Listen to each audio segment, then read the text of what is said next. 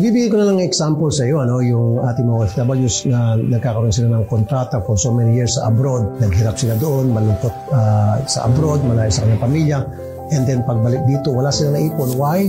Kasi nga, nawawaldas ng kanilang mga kamag-anak, pinapadala lahat ng pera nila dito, namimili sila pa ng mga kagamitan doon. Nakakalimutan nila na kailangan pala nila mag-save, kailangan nila pala magtago ng pera, magtabi ng pera para pagbalik nila, hindi sila nagmumukhang kawawa. So it's very important that people should know how to save money. Ngayon pa lamang, tulad natin, meron tayong kaalaman tungkol sa pag-ipon, meron tayong kaalaman tungkol sa financial literacy, then we're here to educate and to tell them how it is very important na para malaman nila ang tungkol sa tamang pag-handle ng pera.